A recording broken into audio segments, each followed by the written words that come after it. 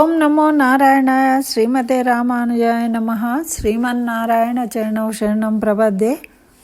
అందరికీ నమస్కారం అండి.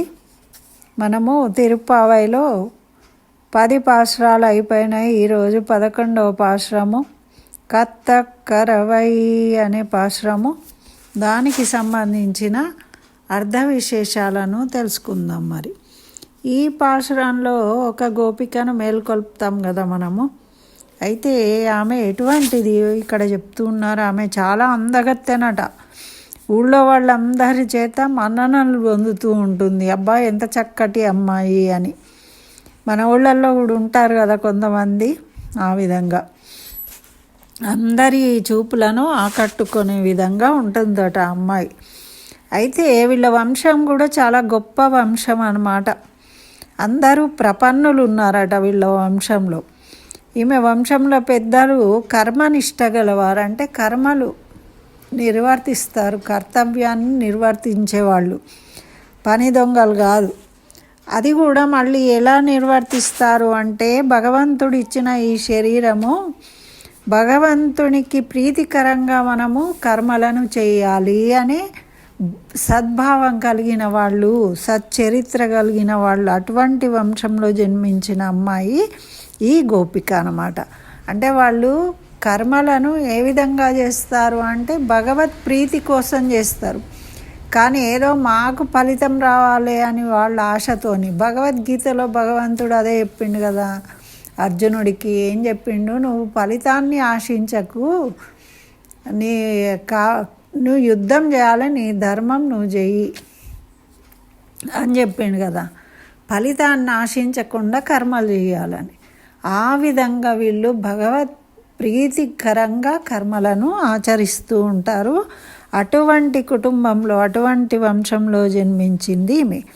అయితే ఇక్కడ ఏం చెప్తున్నారంటే, భగవత్ కైంకర్యం నిష్ఠ అనేది 2 రకాలుగా ఉంటుంది. ఎట్లా అంటే, ఒకటి వీళ్ళకు ఈ కైంకర్యం అనేది వాళ్ళ విహిత కర్మలు, అంటే వాళ్ళ పనులు వాళ్ళకి ఏవి నియమించబడ్డాయో, వాళ్ళ వంశానుగతంగా వాళ్ళ కుటుంబం పరంగా ఏ కర్మలు అయితే ఉంటాయో ఆ కర్మలను ఆచరిస్తూ ఫలితాన్ని ఆశించకుండా భగవత్ ప్రీతికరంగా చేయడం ఒకటి. అయితే ఈ విధంగా చేసేవాళ్ళు ఎవరు అంటే భరతుడు అన్నమాట. భరతుడు ఏం చేస్తాడు? రాజ్యపాలన చేసిండు, కానీ రాజుగా రామ పాదుకలను పెట్టుకొని తన కర్తవ్యాన్ని నిర్వర్తించిండు. అంటే రాముడి కోసము రాజ్యపాలన చేసిండు. రాముడు అడవులకు వెళ్ళిండు కాబట్టి. అట్లా భగవత్ కైంకర్యంగా కర్మలను చేయడం అన్నమాట. ఇంకో విధానం ఏంటిది అంటే, తన కర్మలు ఏం లేవిగా, అన్నీ భగవంతుడికి చేయడమే. నాకంటూ సపరేట్గా ఏమీ లేదు, భగవంతుడికి చేయడమే నా విధి అని. అది ఎవరు చేసిండ్రు? లక్ష్మణుడు చేసిండు. తన కర్తవ్యం ఏం లేదు, అన్నం ఎటు పోతే అటు ఆయన వెంట పోవడము, ఆయనకు సేవ చేయడం, అంటే భగవంతుడి సేవలోనే నిమగ్నమై ఉండడము ఒక రకం. అయితే ఇక్కడ ఈ గోపిక వాళ్ళు భరతుడిలాగా వాళ్ళ నిత్యకర్మలనే భగవత్ ప్రీతిగా చేస్తూ ఫలితాన్ని ఆశించకుండా చేసేవాళ్ళు. అదే వాళ్ళ ఐశ్వర్యం అన్నమాట, వాళ్ళ గొప్పతనము అదే అని ఇక్కడ తెలియజేస్తున్నారు. అయితే అటువంటి గోపికను వీళ్ళు మేల్కొల్పుతున్నారు. ఎలా మేల్కొల్పుతున్నారంటే, ముందు వంశాన్ని పొగుడుతూ ఉన్నారు. ఏమంటున్నారంటే, లేగదూడలు దూడలు చాలా ఉన్నాయి కదా వీళ్ళింట్లో, అట్లా పెక్కు ఆవుల మందలు ఉన్నాయి, వాటిని పితకగలగడం కూడా గొప్పనే. మరి చాలా ఆవులు ఉంటాయి, అన్ని ఆవుల పాలు పితకగలిగే శక్తి ఉన్నదట వాళ్లకు. శత్రువులు వస్తే వాళ్ళను నశింపజేసి, యుద్ధం చేసి వాళ్ళను నశింపజేయగల సామర్థ్యం ఉన్న వాళ్ళట. మళ్ళీ ఏ దోషం లేనివారు అయినా గోపాల వంశం వాళ్ళట వీళ్ళు, వాళ్ళ వంశం పేరు. అటువంటి గోపాల వంశంలో జన్మించిన ఓ స్వర్ణలత అంటున్నారు. అంటే బంగారు తీగ అని పిలుస్తున్నారు స్వర్ణలత. అయితే ఆమె పుట్టలోని పాము వలె ఆమె నడుము అలాగ అనిపిస్తుందట. జగనం అనేది వెడల్పుగా కనిపిస్తుందట. మరి ఓ సంపన్నురాలా అని పిలుస్తున్నారంటే సంపదలు ఆ రోజుల్లో ఏముండేదండి, పశు సంపదనే, డబ్బులు కాదు కదా, డబ్బులు ఉండేవి కాదు. పశువులు ఎక్కువ ఎవరి దగ్గర ఉంటే వాళ్ళే రిచ్ అన్నమాట. అందుకని పశు సంపద ఉన్నవాళ్ళు అని. మరి రామ్మ నువ్వు చుట్టాలందరూ వచ్చేసిండ్రు, స్నేహితులు వచ్చిండ్రు, చిలకత్తలు వచ్చిండ్రు, అందరూ వచ్చిండ్రు. అక్కడ నీ ఇంటి ముందు నిలబడ్డారు. ఆ నీలమేఘ శ్యాముణ్ణి శ్రీకృష్ణుణ్ణి నామాలు పాడుతూ ఉన్నారు. అయినా నువ్వు ఉలుకుతులేవు పలుకుతులేవు, దేనికోసం ఇంతగా నిద్రిస్తున్నావు తల్లి, లేచిరా అని పిలుస్తున్నారు. ఇంతకుముందు దాంట్లో ఏమన్నారు, కుంభకర్ణుడు నీకు నిద్ర ఇచ్చి పోయిండా ఏంటిది ఇంతగానం నిద్ర పోతున్నావు అన్నారు కదా. ఇందులో కూడా నిద్ర, ఇంకా నీకు ఇంతమంది పాటలు పాడుతుంటే కూడా మెలకు రావట్లేదా అని. మరి ఆమె ఎందుకు అట్లా ఉంది అంటే ఆమె భగవత్ ప్రాప్తిని పొందిన గోపిక, భగవద్ అనుభవంలో మునిగి తేలుతున్న వాళ్ళు అన్నమాట. వీళ్ళందరూ జ్ఞానులు. వాళ్ళు ధ్యానంలోనే ఉంటారు, ఆ భగవంతుణ్ణి ధ్యానిస్తూ ఆలోకంలోనే వశీకారావస్థలో ఉంటారన్నమాట. కాబట్టి బయట ప్రపంచాన్ని వాళ్ళు పట్టించుకోరు. అటువంటి గోపికలు అన్నమాట, జ్ఞానులు వీళ్ళు. అయితే మరి ఇక్కడ ఆవులు సమృద్ధిగా అంటే అక్కడ కృష్ణుడే ఉన్నాడు. ఆ కృష్ణుడి వేణుగానం వినగానే అవి ఆనందపడిపోయి ఇంకా బలిష్టంగా తయారైతాయట వాళ్ళకు సంతోషంతో.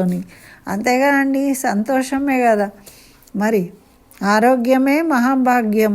భాగ్యం ఎట్లా వస్తుంది? ఆరోగ్యంగా ఉంటే. అవి సంతోషంగా ఉంటాయి, బలిష్టంగా ఉంటాయి, సమృద్ధిగా పాలిస్తాయి అన్నమాట. ఆ కృష్ణుడి స్పర్శ దాక్కుతున్నది, వేణుగానం వింటున్నాయి అవి. అట్లా మరి అటువంటి గోవులను ఏమంటున్నారంటే ఇక్కడ సంసార బంధమును వదిలిన ముక్త పురుషులు. ఈ సంసారం అనే బంధంలో నుంచి వచ్చేసి ఆనందంగా ఉన్నవాళ్ళు అనమాట. ఇప్పుడు సంసారంలో ఉన్న వాళ్ళందరూ దుఃఖిస్తుంటారు, ఏదో ఒకటి అది లేకపోయా ఇది లేకపోయా అని రోజు. దీన్ని బంధాన్ని తొలగించుకున్న వాళ్ళు ఆనందంగా ఉంటారు. అటువంటి ఆనందకరమైన గోవులతోని ముక్త పురుషులుగా ఇక్కడ కీర్తిస్తున్నారు అన్నమాట. మరి వారి వయసు ఎప్పుడు కూడా చిన్నపిల్లల్లానే ఉంటారు ఆనందంగా. కాబట్టి వాళ్ళు 25 సంవత్సరాలు ఉంటారా అని చెప్తున్నారు. దీనికి 24 ఏమో ప్రకృతి తత్వాలు ఉంటాయి. మనకు పంచేంద్రియాలు, కర్మేంద్రియాలు, మనసు, బుద్ధి ఇట్లా అన్నీ కలిపి 24 తత్వాలు. జీవతత్వం కలిస్తే 25 అవుతాయి. అందుకనే సీతాదేవి ఏం చెప్పిందట, ఆ అరణ్యానికి పోయినప్పుడు రాముడికేమో 25 సంవత్సరాలు, నాకేమో 18 సంవత్సరాలు అని చెప్పిందట. అంటే ఆయన రావణాసురుణ్ణి చంపడానికి అవతరించిండు అని అంతరార్థం. ఎందుకంటే జీవతత్వాన్ని తీసుకొని వచ్చిండు ఆయన. పరమాత్ముడే జీవతత్వంతో వచ్చిండు అనమాట. ఇక్కడ భూమి మీద అవతరించిండు అని చెప్పిందనమాట. అయితే ఇక్కడ మరి గోపికని బంగారు తీగ అంటున్నారు. బంగారు తీగ అంటే ఏంటి అంటే ఈమె భగవత్ ప్రాప్తిని పొందింది. ఈమె శేషత్వం కలిగి ఉన్నది. అంటే భగవంతుడికి చెందిన దానిని అనే భావం కలిగి ఉన్నది కదా. అంటే భగవంతుణ్ణి అంటుకుని సంబంధం కలిగి ఉన్నది. ఇప్పుడు ఒక తీగ అనేది ఏదైనా ఒక ఆధారం ఉంటే దానికి అల్లుకుంటుంది. అట్లా భగవంతుణ్ణి పట్టుకున్నది ఈమె ఆధారంగా. కాబట్టి ఈమెను తీగ అన్నారు. మరి ఈమెకి భాగవత శేషత్వం కూడా ఉన్నది. భాగవతులకు కూడా ఈమె శేషత్వం కలిగి ఉన్నది. కాబట్టి భాగవత శేషత్వాన్ని అనుభవిస్తుంది. అనుష్ఠిస్తుంది కాబట్టి ఈమెను బంగారు తీగ అన్నారట. స్వర్ణలత అని అంటే మనము భగవంతుని కన్నా ముందు భాగవతులను కైంకర్యం చేయాలి అని ముందు పాశ్రంలో చెప్పింది కదా గోదమ్మ. అందుకని అది ఉన్నది కాబట్టి ఇంకా గొప్ప విశేషం. కేవలం భగవంతుడినే చేస్తే భగవంతుడి దగ్గర రానియాడు. భగవద్భక్తులను మనం ప్రీతిగా చూసినట్టయితే అప్పుడు మనకు వాళ్ళ రికమెండేషన్తో భగవంతుడు మనను కూడా ఆ బృందంలో చేర్చుకుంటాడు అన్నమాట. అది ఇక్కడ విశేషం. అయితే ఆమె పుట్టలో పాము వంటి నితంబము అంటే ఈ నడుము అంటే దీన్ని ఒక్కొక్కసారి ఎట్లా చెప్తారంటే వైరాగ్యానికి సూచనగా చెప్తారు. కేశము అనేది అయితే ఇక్కడ నెమలి పురి విప్పినట్టేమో ఆమె వెంట్రుకలు ఉన్నాయట. ఆమె వెంట్రుకలు నెమలి పురి విప్పితే ఎలా ఉంటాయి అంత ఇదిగా ఉన్నాయట. మరి ఈమె ఆ పాము పడగలు సహస్ర పడగలు విప్పితే ఎట్లా వెడల్పుగా వస్తుంది కదా. అయితే ఈమె నడుము కూడా ఆ ప్రదేశం ఆ విధంగా ఉందట.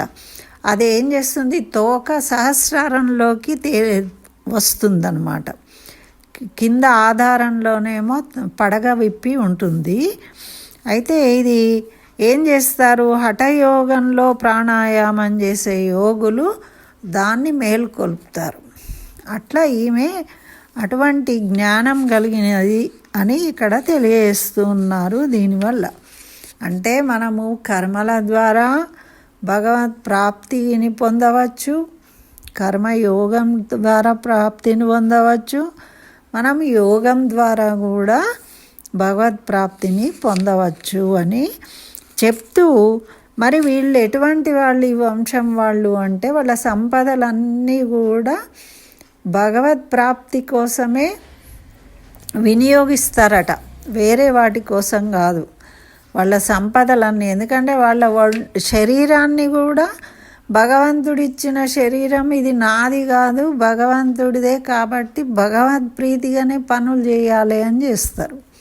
అంటే వాళ్ళ సంపదనంతా కూడా భగవంతుడి కోసమే ఉపయోగించేవాళ్ళు అన్నమాట. అయితే ఈరోజు అటువంటి ఒక ఆళ్వారిని మనము మేల్కొల్పుకుంటున్నాం. వారి పేరేంటిది, తిరుమంగయ్య ఆళ్వార్లు. వీరు ఏంటి అంటే మ్లేచ్ఛ వంశంలో అవతరించిండ్రన్నమాట వీరు. అయితే వీరి పేరేంటి, నీలుడు ఫస్ట్. ఈయన బాగా ఒక సేనాని కొడుకు అనమాట. అందుకని ఈయన కూడా అన్ని విద్యలు విలువిద్య అవన్నీ నేర్చుకున్నాడు. అయితే చాలా మంచి బల పరాక్రమాలు ఉన్నాయి. ఈయన పర్సనాలిటీ కూడా చాలా దృఢంగా ఉంటాడనమాట.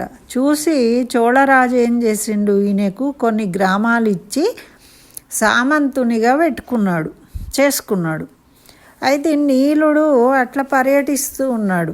గ్రామాల్లో పర్యటించేటప్పుడు ఒక కొలం దగ్గర ఒక కుముదవల్లి అని ఒక అందమైన అమ్మాయిని చూసి ఆ అమ్మాయిని వరించిండు. చేసుకుంటాము వివాహము అని అడిగితే ఆమె ఏం చెప్పిందంటే 2 షరతులు పెట్టింది. నువ్వు ఆచార్య సంశ్రయణం చేసుకోవాలి, తర్వాత 108 మందికి తదియారాధన చెయ్యాలి రోజు. అట్లా చేస్తా అంటే నేను చేసుకుంటాను. అయితే ఒప్పుకుంటాడు. సరే అని ఇంకా పెళ్ళి చేసుకున్న తర్వాత ఆ రోజు నుంచి భాగవత తదియారాధన చేస్తూ ఉంటారు. తదియారాధన అంటే భోజనాలు పెట్టడం మన వైష్ణవ సాంప్రదాయంలో అన్నమాట. అట్లా పెడుతూ నా రాజ్యంలో వచ్చిన రాబడినంతా ఖర్చు చేసిండు. ఎందుకంటే రోజు పెట్టాలి కదా మరి. అట్లా చోళరాజుకు తెలిసింది, ఆయనకు మరి కప్పం కట్టాలి కదా, ట్యాక్స్ కట్టట్లేదు ఈయన. అందుకని ఆ చోళరాజు ఏం చేసిండు, చెప్పి విసుగొచ్చి ఈయన ఎన్ని రోజులైనా కట్టట్లేదని యుద్ధం ప్రకటిస్తే ఆ యుద్ధంలో ఈయన ఓడించిండు రాజును. ఓడించినందుకు ఈయనకు పరకాలుడు అని బిరుదు ఇచ్చిండ్రు అనమాట. అయినా కానీ నిజాయితీగా ఈయన భక్తుడు కాబట్టి మరి ఆయనకు కట్టాల్సిన డబ్బులు కట్టాలి అని చెప్పి తపస్సు చేసిండు. తపస్సు చేస్తే అప్పుడు ఆ భగవంతుడే ప్రత్యక్షమయ్యి ఆయనకు వేగవతి నదీ తీరంలో ఒక గుప్త నిధి ఉన్నది, దాన్ని తీసుకొచ్చుకో నువ్వు అని చెప్పిండనమాట, తెలియజేసిండు. అప్పుడు అక్కడికి వెళ్ళి ఆ నిధిని తవ్వి తీసి రాజుకు కప్పం చెల్లించేసిండు. ఇక ఆయనకి రాజ్యము ఇదంతా వద్దు నాకు అనుకున్నాడు. ఇక దొంగతనాలు చేస్తూ ఉన్నాడు. అంటే ఎవరు? నాస్తికులను, వేద బాహ్యులు, ఈ పురాణాలు ఇవన్నీ వేస్ట్, ఇవి లేనివు అనేవాళ్ళు ఉంటారు చూడు, అట్లాంటి వాళ్ళ దగ్గర ఈయన దొంగతనం చేస్తూ ఉన్నాడు, తది ఆరాధన చేస్తూ ఉన్నాడు. అట్లా చేస్తూ ఆ శ్రీరంగంలో ప్రాకారాన్ని, మండపాలను కట్టించిండు, ఎన్నో మంచి మంచివి చేసిండు, దివ్య ప్రబంధాలు రచించిండు. మరి పరమాత్మ సొత్తును తమది అనుకొని దుర్వినియోగం చేసేవాళ్ళు ఉంటారు కదా, మాది అని దాచుకునేవాళ్ళు, అటువంటి వాళ్ళ నుండి ఆ డబ్బును తీసుకొచ్చి మళ్ళీ పరమాత్ముడికి అర్పించడమే ఈయన చేసే పని అన్నమాట.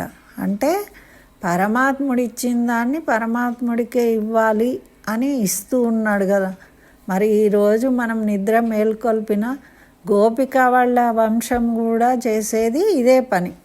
భగవంతుడు ఇచ్చిన సంపదను భగవంతుడికే ఖర్చు చేస్తూ ఉన్నారు. అదేవిధంగా ఈ తిరుమంగయ్య వాళ్ళు కూడా అలాగే చేసేవాళ్ళు కాబట్టే వీరికి ఏమొచ్చిందంటే కలివైరి అని పేరు వచ్చింది, బిరుదు. ఇట్లా ఆయన ఈ గోపికను మేల్కొల్పడము అంటే ఈ ఆళ్వార్ను మేల్కొల్పినట్టు అన్నమాట మనం ఈరోజు. కాబట్టి తిరుమంగయ్య ఆళ్వార్లను మనం ఈరోజు స్మరించుకోవాలి. అదేవిధంగా ఆ కృష్ణస్వామిని మరి స్మరించుకోవాలి. మరి అదేవిధంగా మనను మనము సమర్పించుకోవాలి అనే భావన కలిగి ఉండాలి. కేవలం భక్తి అంటే ఏదో పూలు పెట్టడం, పత్రి పెట్టడం కాకుండా మనం ఏమి ఇవ్వలేము. భగవంతుడు ఇచ్చిన ఈ శరీరము, భగవంతుడు ఇచ్చిన ఇవన్నీ మనం వాడుకుంటున్నాం కాబట్టి ముందు భగవంతుడికి సమర్పించాలి అనేది మనము అలవాటు చేసుకోవాలి అని ఈ పాశ్రం ద్వారా మనకు గోదాదేవి తెలియజేస్తుంది. ఏదైనా ముందు భగవంతుడి ప్రీతికరంగా చేయాలి, మన ప్రీతికరంగా కాదు. భగవంతుడికి ఏది ఇష్టమో అది చేయాలి అని ఆలోచించాలి. ఈ పువ్వు పెడుతున్న భగవంతుడికి ఇష్టంగా అనుకోవాలి, అంతేగాని ఈ పువ్వు పెడితే ఎంత బాగుందే, నేనే తీసుకొచ్చిన అన్నం అనుకోండి, అయిపోయింది. మనం పెట్టింది భావన అనేది వేరే అయిపోయింది. మన ప్రీతి కోసం కాదు, భగవంతునికి ప్రీతికరంగా మనం చేయడం అనేది అలవాటు చేసుకోవాలని ఈ పాశ్రం ద్వారా మనము తెలుసుకోవాలి అని గోదాదేవి మనకు తెలియజేస్తుంది. ఇదండి మరి ఈ పాశ్రం యొక్క అర్థ విశేషము. మరి మళ్ళొక పాశ్రంతో రేపు కలుసుకుందాం. ఆండాళ్ దివ్య తిరువడిగలే శరణం. స్వస్తి. సర్వం శ్రీకృష్ణ చరణారవిందార్పణమస్తు.